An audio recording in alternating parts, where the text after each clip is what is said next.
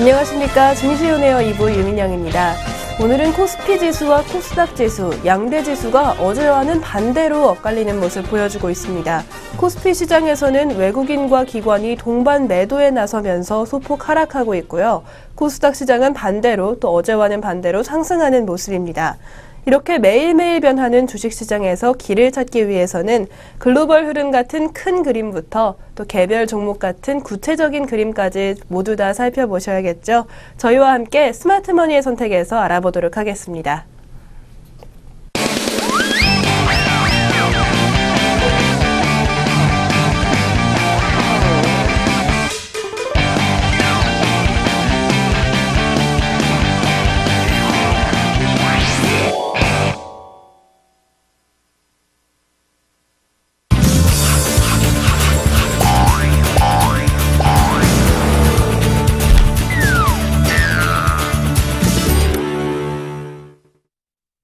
네, 스마트머니의 선택입니다. 오늘도 김종유 애널리스트 나오셨습니다. 네, 안녕하세요. 네, 안녕하십니까?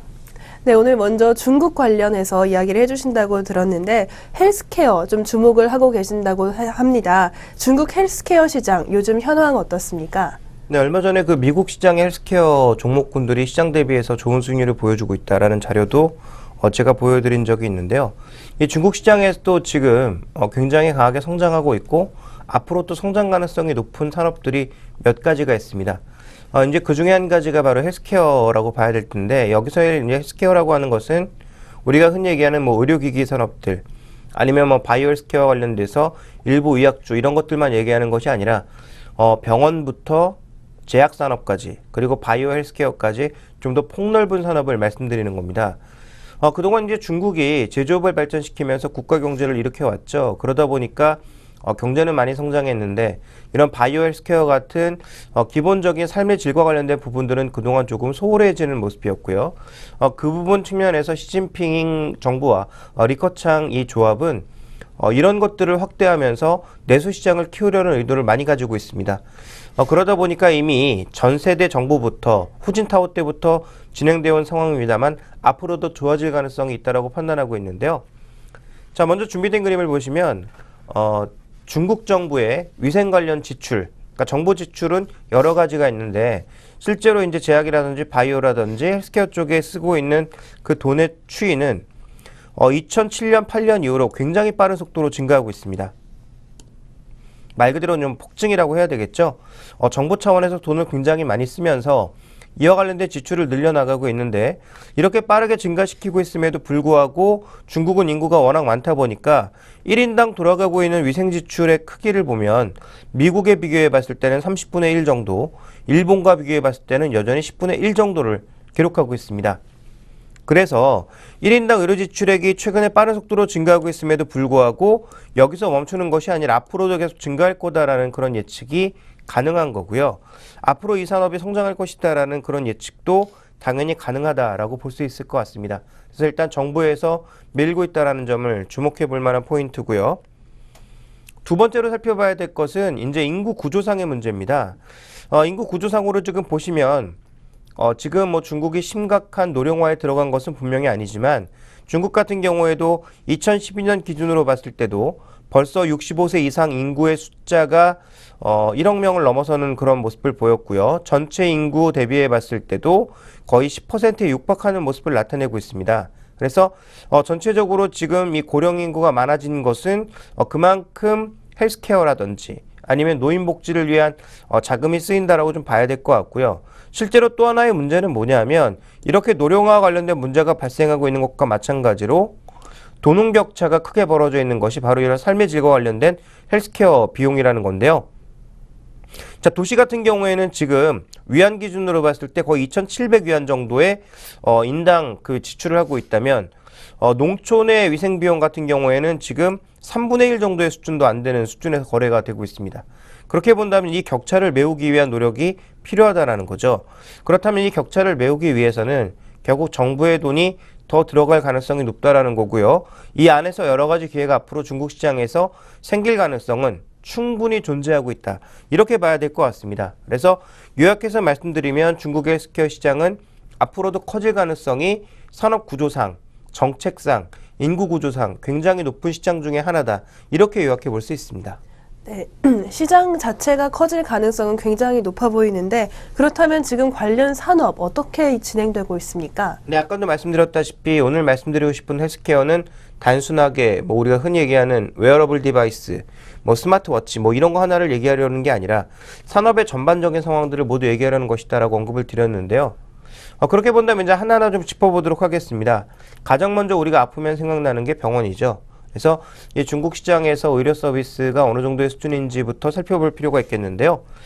준비된 그림을 보시면 지금 최근 5년간 민영 그리고 공립병원 숫자의 흐름을 보시면 전체적으로 지금 빠르게 증가하고 있는데요. 증가하고 있는 가운데서도 민영 병원들이 빠르게 증가하고 있습니다. 그래서 그동안은 정부 자금으로 이 공립병원들, 우리가 흔히 얘기하는 뭐 시립이라든지 국립병원들이 좀 늘어나는 추세를 보였다가 최근 들어서는 중국에서도 이런 민영병원들의 추이가 빠르게 증가하고 있다는 점을 주목해 보실 필요가 있습니다. 병원 산업도 성장을 빨리 하고 있는 상황이고요.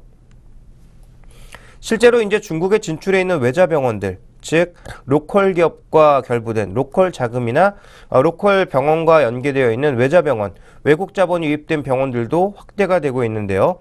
이 실태를 보니까 종합병원의 형태가 가장 많았고요. 그리고 특정 질병에 특화되어 있는 전문 병원의 흐름도 굉장히 많았고 여러 가지 형태로 이제 퍼져나가고 있는 상황입니다. 그래서 외국의 의료법인들이 상대적으로 조금 낙후되어 있던 중국으로 들어와서 이런 외자 병원들을 많이 만들어낸 상황이고요. 그러다 보니까 이 병원 숫자, 최근에 민영 병원 중에서는 외자 법인이 추가적으로 확대되는 경우가 상당히 많고요. 물론 아직까지는 뭐 동부연안 중심으로 나타났다고 보여지지만 어쨌든 점점 서쪽으로도 확대되고 있는 추이고 한국도 진출해 있습니다. 어떤 형태로 진출해 있느냐? 프랜차이즈 형태로 많이 진출해 있고요. 그다음에 기술 전수라든지 아니면 단독 진출 혹은 라이센싱의 경우를 통해서 진출을 해 있는 것이 일반적인 형태인데 다만 아쉬운 것은 규모가 크게 간 것도 아니고요. 또 다양한 형태의 병원이 간 것이 아니라 진료 과목별로 봤을 때는 피부나 성형외과, 그러니까 피부과나 성형과와 같은 미용과 관련된 전체적인 흐름이 거의 70%를 차지하고 있다. 그리고 거기다 치과까지 더한다면 이 비중은 거의 뭐 80%에 달한다라고 볼 수가 있습니다. 그러니까 미용과 이미용과 관련된 부분만 진출해 있는 상황이어서 상당히 좀 영세한 그런 진출을 하고 있다라는 점이 한국에선 조금 아쉬운 점입니다. 그런데 최근에 조금 전에 소개시켜 드렸던 대로 외국 자본들, 외국 병원들은 중국 내에 빠른 진출을 하고 있는 것이 특징이라고 볼 수가 있겠고요. 또 중국 시장 내에서의 여러 가지 산업 동향에서 눈에 띄고 있는 것은 제약사들의 성장입니다. 글로벌 제약사들이 중국 시장에서 빠르게 성장하고 있는데요. 아까 인구 구조 말씀드렸죠. 노령 인구가 많아지다 보니까 자연스럽게 사용하는 약도 늘어나고 있습니다. 그래서 보시면 준비된 그림 보시면 로시아라든지 노바티스 같은 아스트라제네카와 같은 이런 글로벌 제약사들, 상위 10위권 내에 드는 제약사들의 성장은 2014년 들어서 조금 둔화되긴 했지만 전반적으로 모두 30-40%, 20%가량의 성장을 꾸준히 하고 있다는 것이고요. 조금 일찍 진출해 있었던 머크 같은 경우가 성장이 둔화되는 모습일 뿐 대부분의 업체들이 여전히 계속 성장 가도를 달리고 있다는 거죠. 물론 시간이 오래 지나게 되면 중국의 로컬 기업들과의 경쟁도 하게 되겠지만 어쨌든 글로벌 제약사들의 성장이 이렇게 계속 이어지고 있다는 것, 양적인 성장이 이어지고 있다는 것은 고무적이고요. 그 다음 살펴봐야 될 것은 중국의 의약품 시장 자체가 계속 성장하고 있다는 겁니다. 물론 규모가 커짐에 따라서 성장률 자체는 조금 줄어들고 있죠. 다만 우리나라처럼 이제 정체되어 있거나 아니면 해외처럼 정체되어 있는 흐름이 아니라 과거 대비해서는 둔화되고 있지만 여전히 성장률 기준으로 보면 10% 이상의 견조한 성장률을 보여주고 있기 때문에 중국의 의약 산업의 성장은 앞으로도 이어질 것이다라고 좀 봐야 될 것 같고요. 그 다음에 살펴봐야 될 것은 중국에 지금 싸구려 복제약들만 크게 움직이고 있는 거냐? 그렇지 않다라는 거죠. 지금 성장률을 기준으로 보시면 오리지널 의약품 매출 비중도 꾸준하게 늘고 있고 더 빠른 속도로 늘고 있는 것은 제네릭 쪽, 즉 오리지널 신약의 판매 증가에 따라서 오리지널 신약의 이 특허 기간이 만료가 되면 그 이후에 바로 들어온 제네릭들의 판매량이 급증하는 그런 양상을 보여주면서 이 중국 시장 쪽에서는 지금 제약산업의 양대 축이라고 볼 수 있는 오리지널 신약과 제네릭 두 가지가 모두 급속도로 성장하고 있다. 이렇게 좀 봐야 될 것 같습니다. 그 다음 또 이제 살펴볼 수 있는 것은 의료기기 쪽인데요. 의료기기 쪽은 중국 내 자체적으로도 만들어내는 부분들 혹은 중국에 진출해 있는 외국 법인들이 만들어내는 부분도 같이 성장을 하고 있습니다만 더 빠르게 성장하고 있는 것은 의료기기 수입입니다. 그래서 뭐 광학기기 같은 거 예를 들어 대표적으로 우리가 이제 살펴볼 수 있는 건 중국 내에서 아직 가장 떨어지는 기술 중에 하나가 정밀기계 쪽이거든요. 그러다 보니까 이제 뭐 안경을 만드는 광학기기라든지 아니면 뭐 일본에서 만들어내고 있는 정밀기기들 대표적으로 뭐 카메라 렌즈와 같은 이런 것들이라든지 현미경 렌즈와 같은 것들 그리고 또 하나 이제 의료 장비들 중에서 돈이 많이 들어가는 뭐 CT, MRI 뭐 이런 것들에 대한 장비들은 대부분 해외에서 수입하고 있는 상황이기 때문에 이와 관련된 수입 금액도 점차 더 빠르게 증가하고 있는 모습을 나타내고 있는 거죠. 그러니까 중국에 지금 여러 가지 바이오 헬스케어와 관련돼 있는 산업들은 꾸준하게 성장하고 있고 아직도 그 성장이 끝나지 않고 진행 중이다. 이렇게 볼 수 있는 상황입니다. 네, 중국의 헬스케어 시장 정말 성장 가능성도 굉장히 높아 보이는데요. 그렇다면 국내에서 이제 중국 헬스케어 시장과 연동될 수 있는 종목이 있습니까? 네, 또 범위를 뭐 찾아보면 굉장히 많은데요. 이제 다만 우리가 주목해 봐야 될 것은 과연 중국 시장의 성장에 얼마나 결부지어서 움직일 수 있느냐 이 부분을 좀 살펴봐야 될 것 같은데 그 부분을 우리가 살펴보기 앞서서 살펴봐야 되는 건 중국은 아직도 우리가 다 알다시피 공산국가입니다. 그래서 정부가 원하는 방향대로 가게 되어 있거든요. 그래서 민영 기업들의 힘이 과거에 비해서는 굉장히 세졌다고는 하지만 중국 정부를 무시하고 추진할 수 있는 건 아무것도 없죠. 물론 이것은 뭐 민주국가, 뭐 자본주의 국가도 마찬가지이긴 합니다만 어쨌든 정부의 입김이 상대적으로 더 강할 수밖에 없는 중국의 특성을 고려해 본다면 우리가 중국 관련주를 찾을 때 가장 먼저 살펴봐야 될 것은 중국 정부의 정책 방향이 어느 쪽으로 흘러가고 있는지를 살펴보는 게 핵심이다라고 판단하고 있습니다. 준비된 그림을 보시면요. 중국의 헬스케어 정책의 전체적인 블루프린트, 청사진인데요. 2009년부터 11년까지 진행되었던 이 초기 시기에는 기본 의료 체제를 구축하는 정도였지만 2012년부터 2016년까지의 5개년 계획은 전체적으로 의료 체제를 강화하고 시스템을 개선을 하는 것을 목표로 삼고 있습니다. 그러면 이런 쪽에 연계되어 있는 필수 의약품 리스트에 따라서 제네릭의 성장이 당연히 나타날 수 있는 거고요. 공공의료 서비스와 함께 민영의료 서비스가 동시에 증가하고 있고 그리고 아까 말씀드렸던 도농 간 격차를 줄이기 위한 여러 가지 노력들이 동시에 진행되고 있는 만큼 앞으로 병원 서비스, 그다음에 제약 서비스, 의료기기, 화장품 원료 이런 것들이 동시다발적으로 확대될 가능성은 충분히 열려있다. 이렇게 좀 봐야 될 것 같습니다. 그러면 우리가 관련된 종목군들을 세 가지 분야에서 한번 정리를 해볼 필요가 있을 것 같은데요. 먼저 제약과 화장품 원료 쪽에서는 가장 먼저 살펴봐야 될 게 중국에 현재 진출을 해서 거기에 법인을 갖고 있는 혹은 공장을 갖고 있는 기업들의 수혜가 가장 클 수 있다라는 거죠. 그런 기업이 어떤 기업이냐? 먼저 제약사 쪽에서는 북경한미약품을 살펴볼 필요가 있겠는데요. 준비된 그림을 보시면 북경한미의 지금 성장률은 한 20%대로 줄어들었습니다만 지금 분기별로 꾸준하게 계속 매출액이 성장하고 있습니다. 그러니까 지금 이렇게 성장하는 쪽에서는요. 이익률도 굉장히 중요하지만 더 중요한 건 성장률입니다.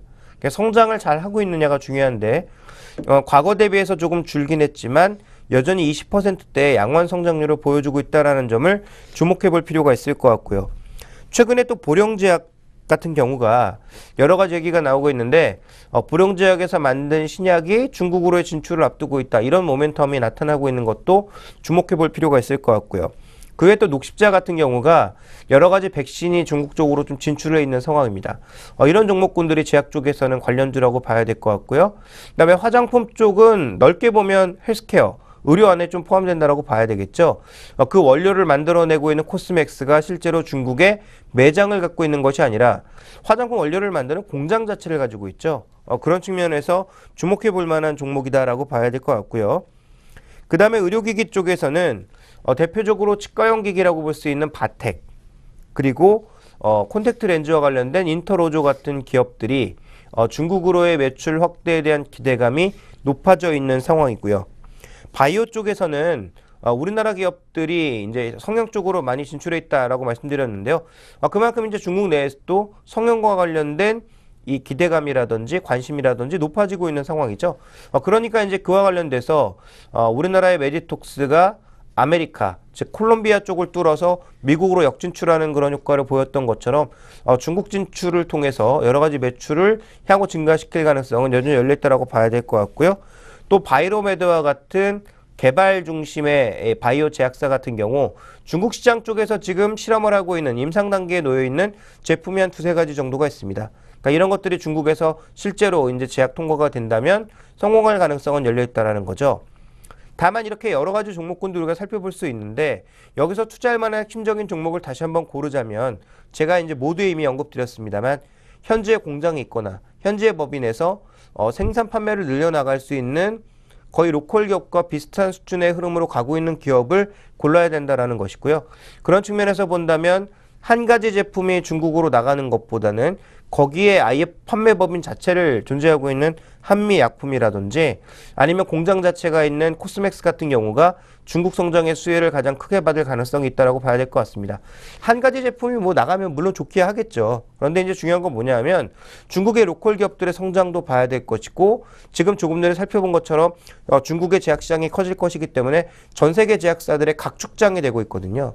그러니까 거기에 판매 법인이라든지 유통막 없이 혹은 현지화 없이 국내에서 그냥 한 가지 제품만 수출한 기업들은 모멘텀이 금방 사라질 수도 있습니다. 그래서 관련된 기업을 꼽자면 정말 많은 기업을 꼽아볼 수 있지만 그러한 기업들보다는 실제로 중국 내에서 머물면서 현지 기업과의 협력 관계라든지 이런 것들을 크게 확대할 수 있는 기업에 좀 더 초점을 맞춰보는 게 투자 전략의 핵심이 아닌가라고 보고 있습니다.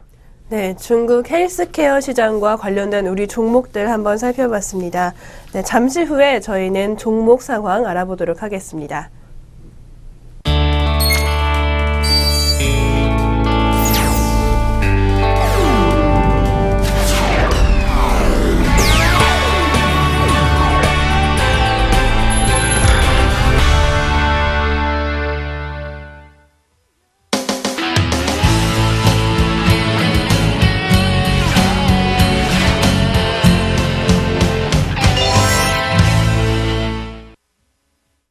네, 오늘 먼저 살펴볼 종목은 바로 현대산업입니다. 네, 현대산업, 요즘 주가가 굉장히 많이 상승을 하고 있는 것 같은데요. 다른 건설주에 비해서도 이렇게 많이 오르는 이유, 어디에 있습니까?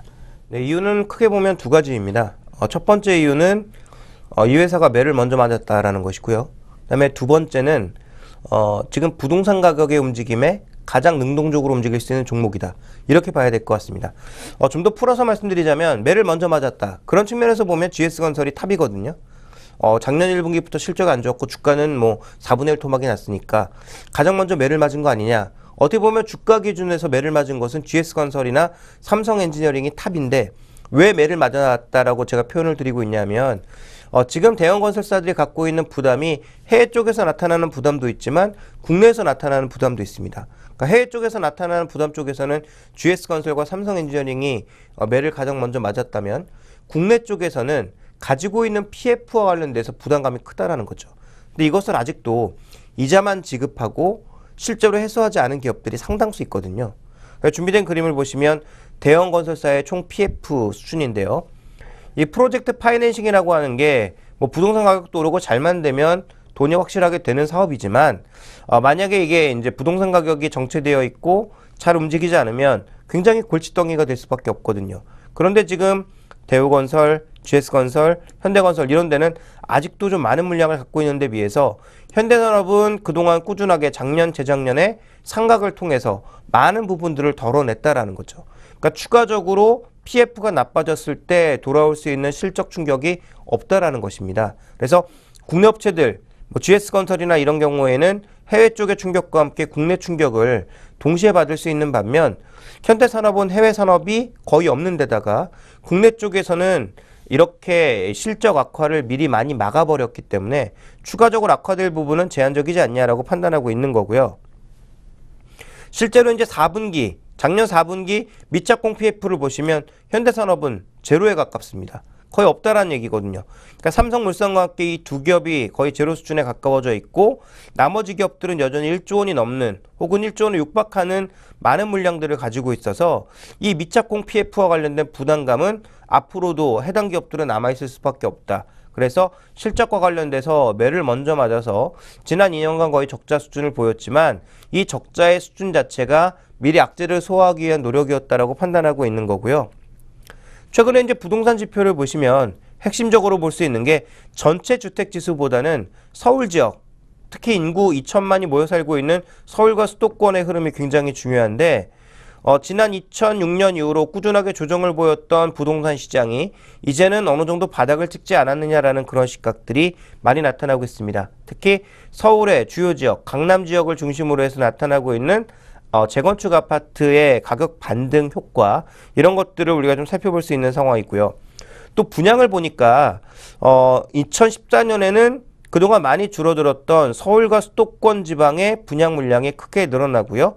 전체 분양 물량도 2013년도 비해서 조금 증가합니다.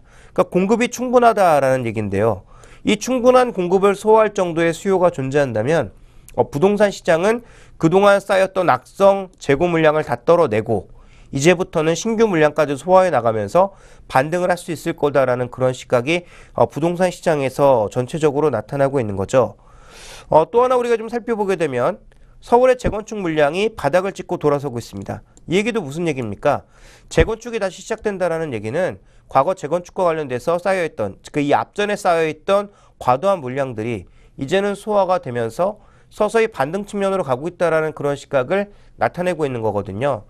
물론 가격을 빠르게 반등시킬 거냐 아니면 완만하게 반등시킬 거냐 현재 수준 정도에서 유지가 될 거냐는 조금 더 지켜봐야 되겠지만 어쨌든 이제는 내려가진 않을 거다. 악성 물량들은 대부분 소화된 것이 아니냐 이런 시각에서는 어느 정도 컨센서스가 이루어지고 있는 것 같습니다.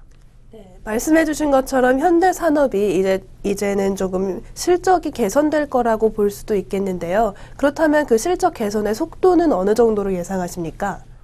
일단 뭐 부동산 가격의 흐름과 마찬가지로 그렇게 빠르진 않을 것으로 예상을 하고 있습니다. 다만 그래도 나아진다. 흑자로는 전환된다라는 것이 기본적인 시각인 것 같은데요. 현대산업이라고 하는 이 건설사의 특징이 있습니다. 다른 회사 같은 경우에는 기본적으로 도급 계약을 맺어서 수주를 받게 되고요. 그래서 대부분 어떤 식으로 공사를 하게 되냐면 자기가 공사에 처음부터 끝까지 하는 것이 아니라 부동산 개발사에서 시행하는 그 물량을 건설사에서 받아서 이제 실제적으로 시행을 하게 되는 거죠. 그런 형태의 이제 시공 형태로 가는 게 일반적인데 현대산업개발은 부동산 개발부터 자기가 하는 거죠. 그러니까 땅부터 자기가 사서 그 땅을 개발을 하고 개발한 땅에다가 아파트를 짓던 주상복합을 짓던 관련된 주변 개발까지 같이 하는 겁니다. 그러다 보니까 이제 상대적으로 이게 수익이 높을 수밖에 없거든요. 남의 땅을 받아서 말 그대로 내가 가서 용역만 띄워주는 건설만 해주는 게 아니라 땅 주인인 내가 땅을 개발해서 그 땅 자체를 파는 거거든요. 그러니까 당연히 이제 전체적인 수익성은 올라갈 수밖에 없는 거죠. 그래서 과거에 이제 국내 부동산 시장의 화랑이었을 때 가장 강한 건설주가 현대산업개발이었고요. 그때 또 외국인들이 가장 선호하는 종목이었는데요. 최근에 이제 보시면 현대산업개발이 그렇게 좋은 흐름을 보이다가 해외 쪽에 이제 포커스가 맞춰지면서 시장에서 소외되기 시작했고요. 그러다가 2009년도에 우리나라 부동산 시장이 정점을 빵 찍고 떨어지기 시작하면서 결국 이 종목도 박살이 나기 시작했는데 그러면서 이제 저가 수주를 많이 했죠. 그러니까 항상 이런 수주 산업들은 저가 수주를 많이 하는 것이 1년 후에 모두 실적으로 돌아온다라는 게 문제입니다. 그러니까 준비된 그림을 보시면 원래 자체 사업은 비중이 높으면 높을수록 수익성이 좋아야 되는데 악성 현장 자체가 있다 보니까 2014년도까지는 약성 현장 비중으로 인해서 실적이 좋지 않았죠. 그런데 올해 같은 경우에는 자체 사업 비중도 꾸준하게 늘어서 90%까지 가고 그러니까 외부 공사를 해주는 게 아니라 자기 땅 개발해서 자기가 먹는 이 자체 사업이 매출이 비중이 늘어나니까 자연스럽게 수익성이 좋아질 수밖에 없는 거고요. 또 그동안 실적 악화를 만들었던 악성 현장 비중은 점점 줄어들고 있는 상황이어서 올해 실적은 개선될 거다라고 보고 있습니다. 그래서 영업이익률은 올해는 플러스로 돌아서고 2015년도 되면 좀 더 강하게 플러스권으로 돌아설 것으로 예상을 하고 있는 거고요. 그 다음 보시면 반기별로 영업 현금 흐름을 보시면 그동안 좀 마이너스가 많이 나는 모습이었죠. 2010년, 2012년 계속 마이너스가 많이 나는 모습 보여주었는데 2014년도부터는 하반기 기점으로 해서 영업 현금 흐름이 서서히 플러스로 돌아설 것이다. 그렇다면 그동안 계속 가치를 갉아먹었던 이런 악성 부분들이 정리가 되면서 실적이 서서히 개선될 것이다라고 판단을 하고 있는 것이고요. 그러다 보니까 이제 실적 전망을 보시면 외형 성장이 나타나면서 영업이익률도 현재 제로 정도의 수준에서 5% 정도의 수준까지 개선이 되면서 실적 자체가 꾸준하게 증가할 거다라고 보고 있는 거죠. 그렇다면 올해 좋아지고 내년엔 더 좋아진다라는 시각이 있으니까 현재 수급도 개선이 되면서 주가도 꾸준하게 상승하고 있는 게 아닌가 이렇게 좀 판단이 되고 있습니다. 네, 앞으로 실적 개선도 될 것이고 조금 속도는 아직 가늠하긴 어렵지만 실적 개선이 좀 빨라질 것 같기도 하다 이런 말씀을 해주셨는데 그렇다면 지금 투자 전략은 어떻게 가져가면 좋을까요?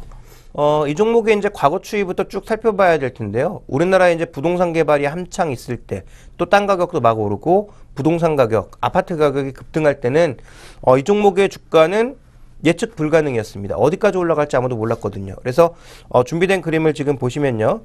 지난 2004년부터 2007년까지 우리나라 시장도 부동산 시장의 호황이었죠. 아파트 가격이 말 그대로 천정부지로 솟아올랐는데요.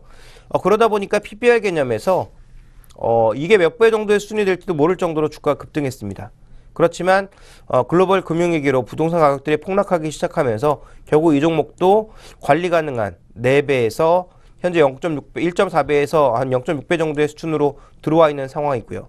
현재는 바닥을 계속 치고 있는 거죠. 실적이 안 좋았으니까. 그래서 이 밸류에이션 하단 부분에서 최근에 빠르게 반등을 하고 있다라고 봐야 될 것 같은데 조금 전에 말씀드렸던 것처럼 현재의 구간은 악성 재고를 해소하고 이제는 서서히 신규 물량들, 새롭게 짓고 있는 신규 물량들은 과거처럼 어느 정도의 수익성을 회복하고 있는 국면입니다. 그렇지만 과연 이렇게 폭등할 수 있느냐? PBR 3배 이렇게까지 폭등할 수 있느냐? 이건 좀 어렵다라는 거죠. 왜냐하면 부동산 가격이 2009년도처럼 이렇게 폭등할 가능성은 상대적으로 낮기 때문입니다. 이렇게 만약에 올라간다면 정부가 가만히 있는다면 미친 짓이 되겠죠. 왜냐하면 부동산이라는 건 항상 거품이 생기면 빠르게 꺼질 수밖에 없고 우리나라 전체 가계 자산의 70% 이상을 부동산이 차지하고 있는데 다시 또 붐업했다가 꺼지게 되면 이번에는 정말 내수가 급격하게 또 침체되면서 경기가 아주 싸늘하게 식어버릴 가능성이 있거든요. 그래서 이런 부동산의 버블은 그 누구도 바라지 않고 있는 국면이라는 점을 고려해보면 과거와 같은 과도한 부동산 상승은 힘들다라는 것이고요.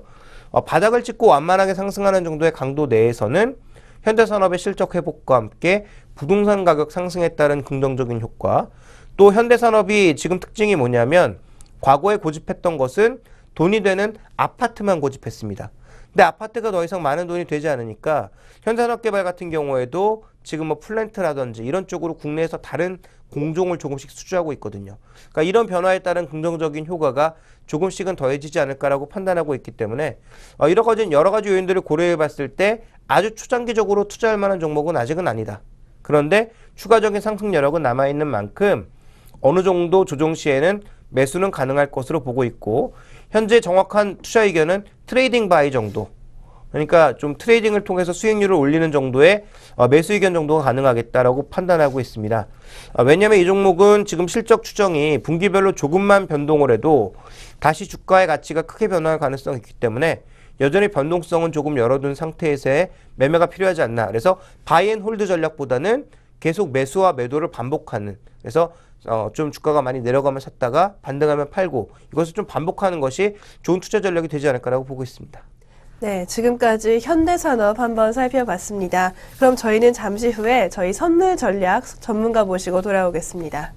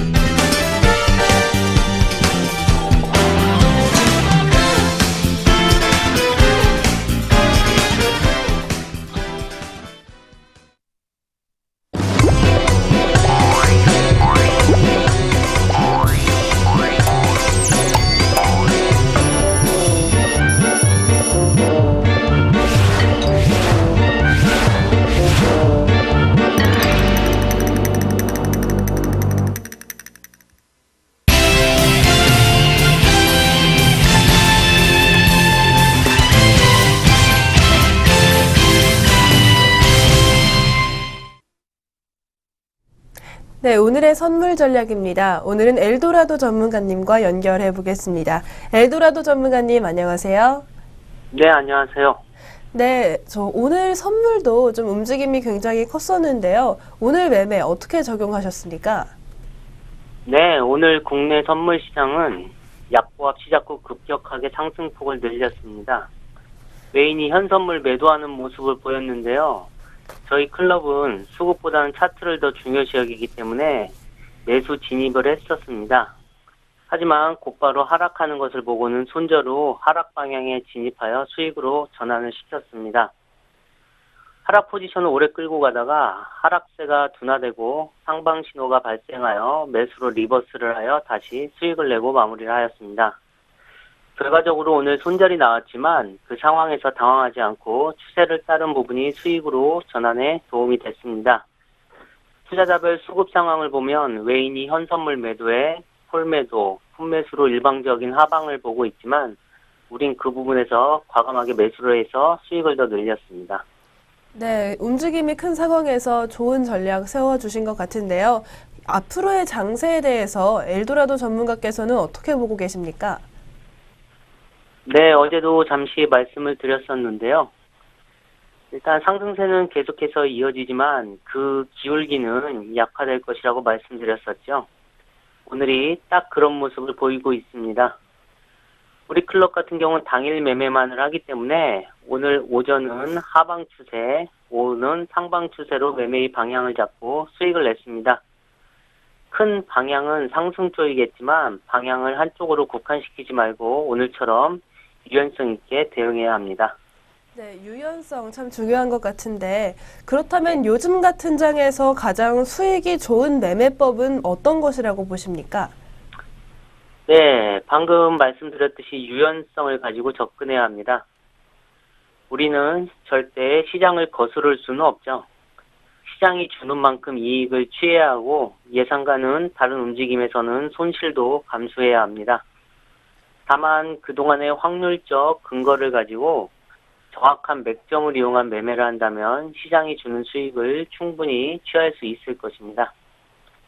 우리 SS증권방송의 리치맵 웹사이트에 오시면 엘도라도 전문가 클럽에서 매매 방법부터 선물거래 리딩까지 제공하고 있으니까요.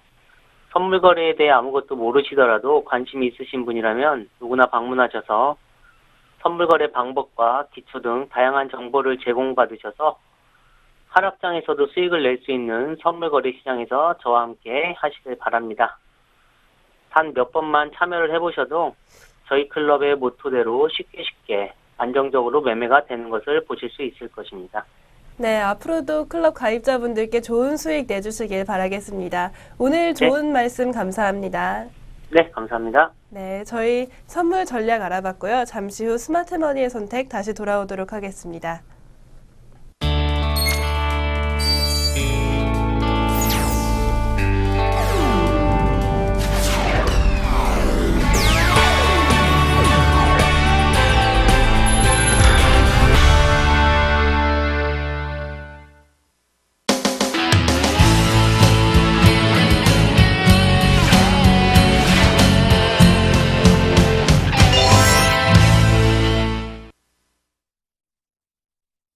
스마트머니의 선택 김종효 애널리스트와 함께하고 계십니다. 네, 저희가 다음 살펴볼 종목은 바로 서울반도체입니다. 서울반도체가 4분기가 좀 실적이 좀 시장에 부합하는 결과물이었다 이런 평가 있는데요. 어떻게 보십니까? 예, 그렇습니다. 시장에서 기대했던 성장을 꾸준하게 좀 이어나가고 있다 이렇게 봐야 되겠죠.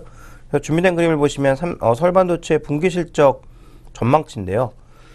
지금 보시면 전체적으로 이 레벨이 계속 올라가고 있습니다. 그래서 2010년도에 바라봤던 레벨과 지금 분기 실적 2011년도, 2012, 13년도, 2014년도, 2015년도 레벨이 점점 올라가는 거죠. 이렇게 계속 올라가다 보니까 영업이익률 수준도 과거 거의 뭐 제로 수준에서 마이너스까지 갔던 것이 현재 다시 플러스로 돌아서서 플러스 10%까지 가고 있습니다. 그러니까 TV 시장의 성장기에 폭발적으로 이제 수익률이 올랐다가 TV 시장에 공급 과잉이 나타나기 시작하면서, 그러니까 중국 쪽에 LED를 공급하는 업체들이 늘어나기 시작하면서 이렇게 급전직하를 반복하는 모습을 보였죠. 그렇지만 이제 시장 쪽에서는 조명이 성장할 것이다라는 그런 예상이 나오기 시작하면서 실적 개선을 예상을 3년 전부터 했고요. 3년간 틀리다가 이제부터 조명 시장이 기여되니까 조금씩 실전이 개선되고 있는 거죠. 그래서 지금 순수 조명에 관련된 매출만 보시면 이 LCD라고 하는 그 LED라고 하는 게 실제로 보면 조명용과 비조명용으로 나눌 수 있는 게 크기는 비조명용이 더 큽니다. 조명은 이제 막 크고 있는 상황이기 때문에.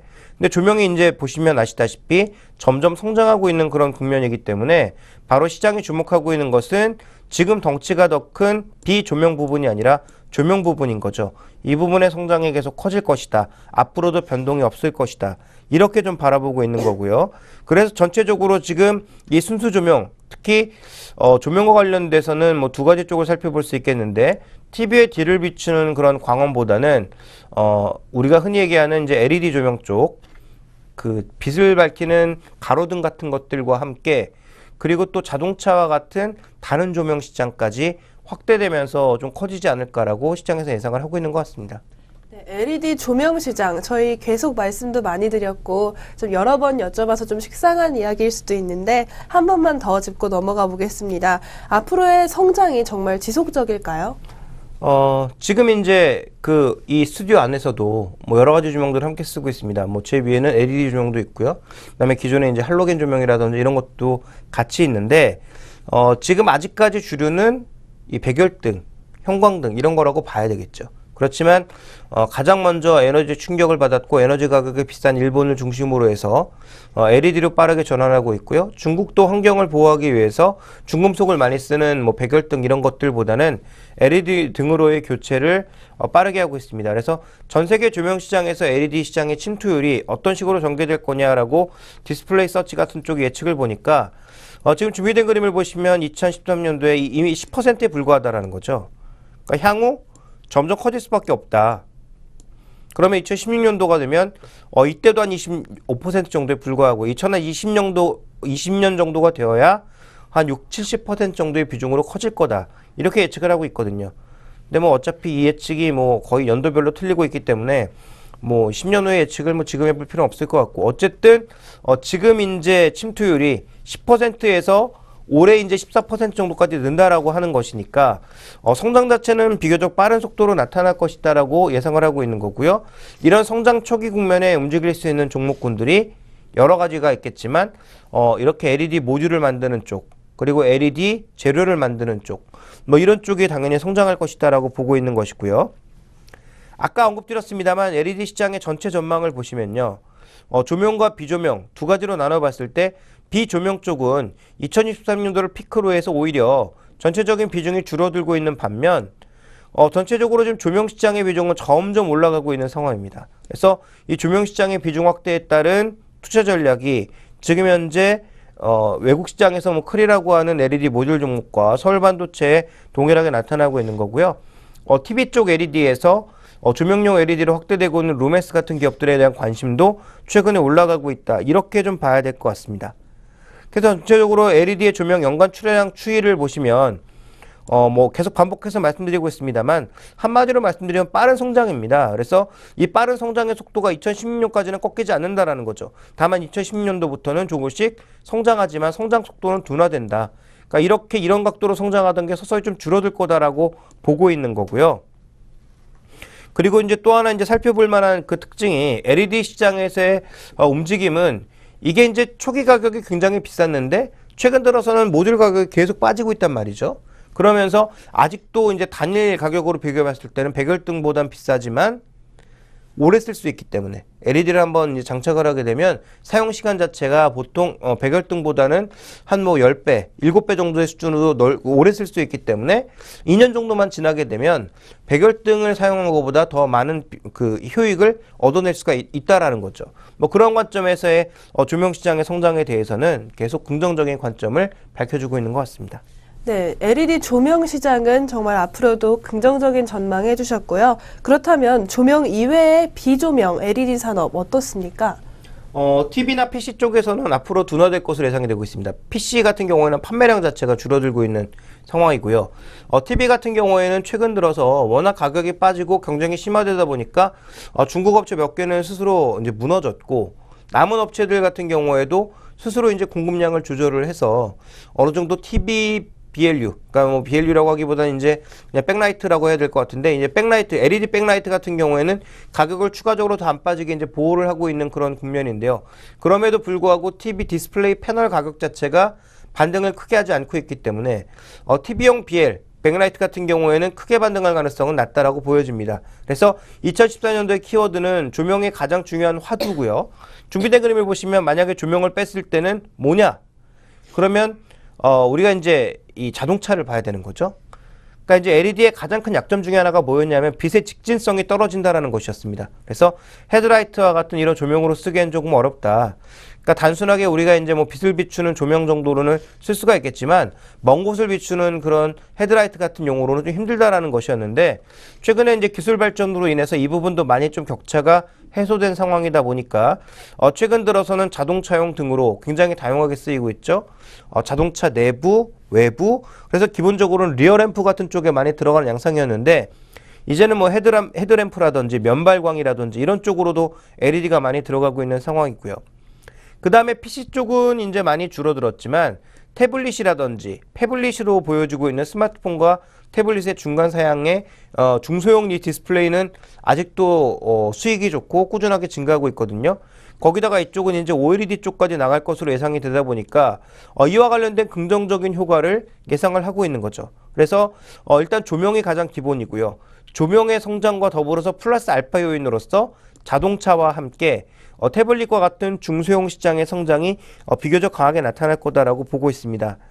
이것을 이제 서울 반도체 추이로만 놓고 보자면 말씀드렸다시피 3년간 조명이 가장 가파르게 성장하고 TV는 정체되고 중대형, 특히 이제 중대형 쪽이라고 하면 TV 쪽이라든지 아마 PC 쪽 이런 쪽이겠죠. 이 모니터 쪽은 최근에 감소를 보여주고 있고, 모바일 쪽 같은 경우에는 상대적으로 좀 감소를 보여주고 있는 상황입니다만, 자동차 쪽이라든지 일반 가전 쪽에서의 흐름이 좋아지면서 전체적인 흐름이 좋아질 거다라고 보고 있는 거죠. 그래서 조명이 핵심인 건 맞고요. 조명이 안 된다고 하더라도, 조명의 속도가 예상보다 조금 둔화된다고 하더라도 자동차 쪽의 성장이라든지 아니면 모바일 쪽의 성장이라든지 아니면 일반 가정시장 쪽에서도 최근에 이제 LED 가격이 워낙 낮아져서 LED를 사용하는 빈도가 좀 올라가다 보니까 이와 관련된 다양한 사용처는 앞으로도 늘어날 것이다라고 보고 있습니다.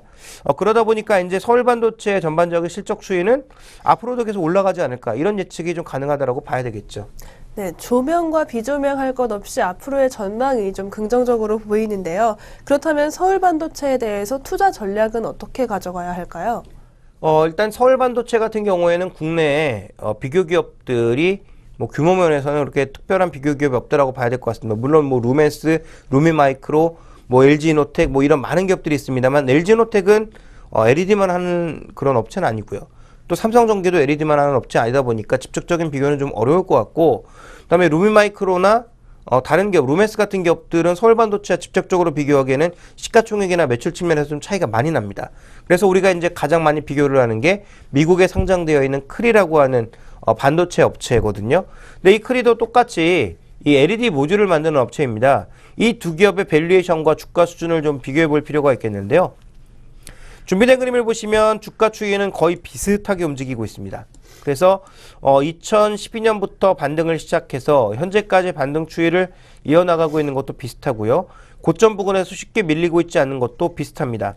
다만 밸류에이션 기준으로만 놓고 봤을 때는 수익성 기준이라든지 아니면 PR, PBR 같은 상대 지표들 흐름으로 봤을 때 모두 서울 반도체가 우위를 나타내고 있는데, 근데 이건 좀 단순하게 생각하기가 좀 어려운 게 왜 그러냐면 우리나라는 전체 자산 중에서 금융자산 비중이 20%, 30%밖에 안 되지만 미국은 절반 정도가 금융자산이거든요. 그러니까 전체 내가 1억의 자산이 있다면 그중에 적어도 50% 정도는 예금이나 주식이나 채권 등에 투자해 놓고 있는 것이 일반적인 상황이기 때문에 미국은 당연히 좀 더 높은 밸류에이션을 줄 수밖에 없습니다. 그래서 크리가 단순하게 PR이 높다고 해서 서울 반도체 대비해서 비싸다, 이렇게 보기엔 좀 어려울 것 같습니다. 어쨌든 서울 반도체와 크리 같은 이 종목군들이 시장 대비해서 높은 밸류에이션을 보일 수 있는 근거 자체가 있다는 것에 우리가 포인트를 두셔야 될 것 같고요.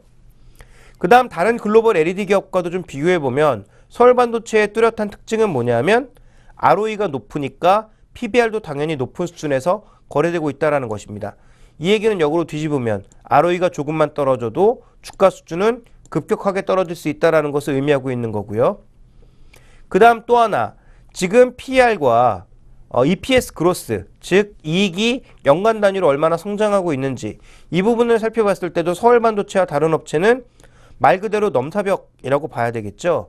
지금 수준 자체가 다르니까요. 이익의 증가가 연간 140% 나타나고 있는 기업과 20, 30% 나타나고 있는 기업의 차이는 크다라고 봐야 되겠죠. 문제는 이 부분도 뭐냐면 EPS 그로스가 떨어지면 바로 이 위치로 올 수 있다는 겁니다. 그러니까 이제 서울반도체의 가장 큰 위험은 뭐냐면 다른 국내 기업들뿐만 아니라 해외 기업과 비교해 봤을 때도 굉장히 좋은 밸류에이션, 굉장히 좋은 성장률, 굉장히 좋은 이익률을 가지고 있지만 이것이 경쟁이 심화되면 심화될수록 급격하게 빠질 수 있다라는 그 부담감이 있는 거죠. 그래서 서울반도체에 대한 투자 전략은 제가 뭐 이 시간 혹은 뭐 다른 시간을 통해서 한 두어 번 언급드린 적이 있는데요. 중기적으로 괜찮다라는 겁니다.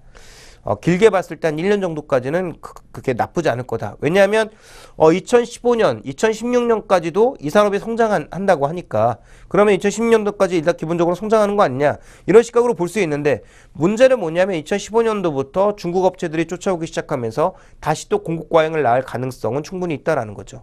그러면 TV 때도 그랬습니다. TV 때도 똑같았거든요. LCD에서 LED TV로 바뀌기 시작하면서 LED, 백색 LED의 강자인 서울반도체가 잘 나갈 거야 예측을 했었는데 잘 나가다가 중국 업체들의 공과잉으로 뛰어드니까 바로 급전직하했거든요. 그러니까 이번 조명시장에서 또 이와 같은 현상이 이루어지지 않는다라는 보장은 없습니다. 그래서 가장 중요한 점은 서울반도체와 비견될 만한 경쟁자들이 늘어나면서 공급량이 늘어나지 않을지에 대한 부담감을 첫 번째 위험 요소로 보셔야 될 것 같고요. 자, 두 번째 위험 요소는 이 산업의 성장에 있어서 성장의 초기 단계에는 당연히 이렇게 원재료를 만드는 기업과 모듈 같은 것들을 만드는 기업들이 가장 많이 오르지만 이 산업이 이제 성장의 끝 단계에 가서 성숙 단계로 서서히 넘어갈 정도가 되면 누가 헤게모니를 쥐느냐? 유통기업입니다. 근데 지금 서울반도체는 자신의 브랜드로 제품을 만들고 있는 게 아니라 반제품을 만들고 있는 업체거든요. 그러니까 이 모듈을 다른 제품에 장착을 해야 되는 겁니다. TV에 장착을 한다든지 PC에 장착을 한다든지 아니면 조명기구에다 장착을 해야 되는 거거든요. 그러면 조명시장이 가장 크게 성장한다고 했는데 전 세계 조명시장은 누가 쥐고 있습니까? 필립스와 오스람이 쥐고 있거든요. 근데 우리나라 쪽에서는 조명시장의 끝부분, 즉 우리가 흔히 얘기하는 밸류체인의 끝단에 놓여있는 완제품을 생산하는 기업이 아직 없습니다. 그러니까 서울반도체도 하지 못하고 있고요. 아마 이쪽으로는 제가 보기엔 가기 힘들지 않을까. 왜냐하면 가봤자 오스람이나 필립스와 경쟁을 할 수가 없으니까. 그래서 이 부분을 고려해 본다면 결국은 서울반도체는 한동안 잘 나갈 것 같습니다만 그 잘 나가는 기간이 여러 가지 위험 요소로 금방 끝날 가능성도 배제할 수가 없다라는 거죠. 그러니까 지금 당장은 조정 시에도 사고 홀딩도 가능하고 조정 시에 추가적인 매수도 가능하겠지만 경쟁자가 생긴다든지 성장률이 떨어진다든지 아니면 조금 전에 언급드렸던 산업의 성숙도가 의외로 빨리 오는 그런 경향을 보인다면 서울반도체의 상승 탄력은 또 급속도로 꺾일 가능성이 있다. 현재 시장 대비해서 한 2배가량의 PR 수준을 받고 있는 만큼 이와 관련된 부담감을 충분히 느낄 수 있다라는 판단을 하고 있습니다. 그래서 한 6개월 정도까지는 뭐 홀딩 정도 가능할 것으로 보이나 여러 가지 변수들이 생긴다면 그때는 또 빠르게 비중을 축소하는 게 좋을 것 같고요. 자, 마지막으로 서울반도체의 지금 주가를 이끌고 있는 것은 지난 2013년 이후로는 기관이 아니라 외국인입니다. 이 회색으로 표시되고 있는 준비된 그림에서 회색으로 표시되고 있는 것이 외국인이거든요. 그러니까 외국인들이 최근에 비중을 진짜 공격적으로 많이 늘렸는데 이 외국인들이 비중을 줄이게 되면 상승 탄력이 당연히 둔화될 수밖에 없겠죠. 그래서 최근에 이제 매매 동향에 있어서는 외국인들의 매매 동향을 염두에 두면서 접근하시는 것도 투자의 한 가지 방법이 될 것 같습니다. 네, 서울반도체 LED 시장의 좀 앞으로의 전망과 투자 전략까지 말씀해 주셨습니다. 오늘도 좋은 말씀 감사합니다. 네, 지금까지 스마트머니의 선택이었습니다. 저희는 잠시 후에 증권사 전략으로 다시 돌아오겠습니다.